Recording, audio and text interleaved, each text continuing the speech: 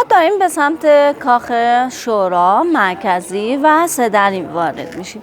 شورا چرا که محل مشورت بین اعضای کابینه پادشاه بوده و مرکزی چون تقریبا مرکز تخت جمشید هست این کاخ، و سدری چون 3 دروازه داره، یک دروازه به سمت کاخ آپادانا، یک دروازه سمت شرق به سمت کاخ ملکه و یک دروازه سمت جنوب به سمت کاخ هدیش.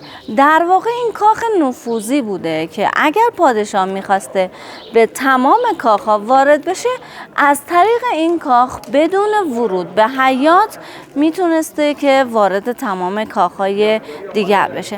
اما این کاخ خشایارشا دستور به ساخت میده ولی اردشیر اول تموم میکنه.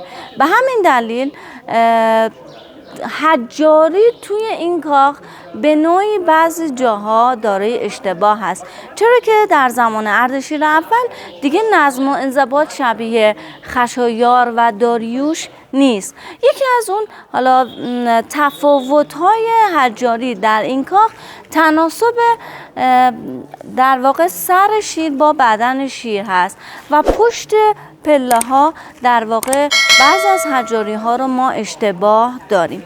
اما این کاخ در واقع سرستون 2 سر انسان رو داشته که سمبل اندیشه و خرد، و کاخی هم که پشت سرشه کاخ شورا محل مشورت در واقع اعضای کابینه پادشاه بوده.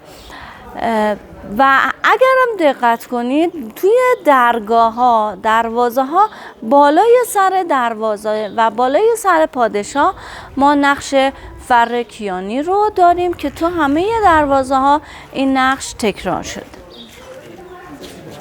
خب رسیدیم به نقش فوق‌العاده پر اهمیت، نقش شیر گاوشکن.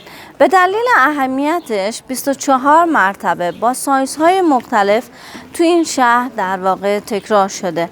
نقش شیر گاوشکن، نقش شیر تنها نقشی هست که تمام رخه و بقیه نقش ها نیمه رخ هستن.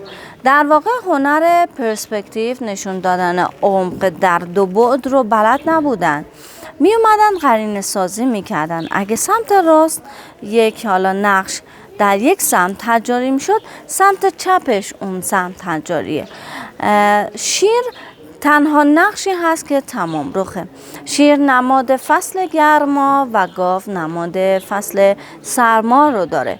توی صور فلکی، توی تقویم هخامنشی، برج ستاره ها، برج اسد که شیر هست و برج ثور که گاو هست با هم یک زمانی تلاقی دارن. اون لحظه ایه که گرما بر سرما غلبه کرده، تغییر فصل، سال جدید و جشن نوروز. در واقع این نقش تغییر فصل و جشن نوروز رو در واقع داره توضیح میده.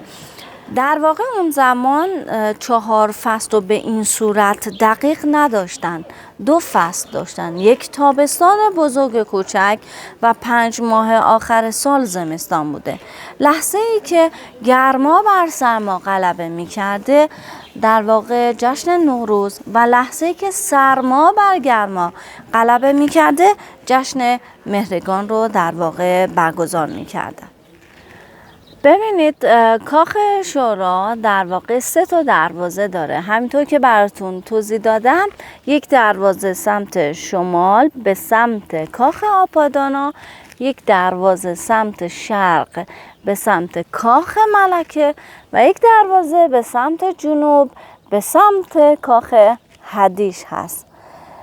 در واقع بالای دروازه ها بالای سر پادشاه ما اون انسان بالدار رو داریم. تو همه درگاه ها این تکرار شده. اما پادشاه، بالای سر پادشاه یک چتر هست و یک مگس پران که دسته مفرقی این حالا مگس پران پیدا شده و توی موزه نگهداری میشه. و چتر هم چتر پینیه، یه جورایی وقتی که باز میشد یک میخ داخل حالا سوراخی قرار گرفته میشد و وقتی که میخواستن ببندن اون چتر رو، این میخ رو در می آوردن و چتر کاملا بسته میشد.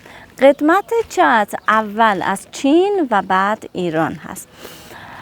این درگاه به دلیل نقشی که وجود داره احتمال قوی درگاه خروجی بوده، ولی دروازه سمت شرق به دلیل نقشی که وجود داره در واقع احتمالاً درگاه ورودی بوده، چرا که پادشاه روی یک حالا تخت خودش نشسته و در واقع داره به سمت تالار وارد میشه.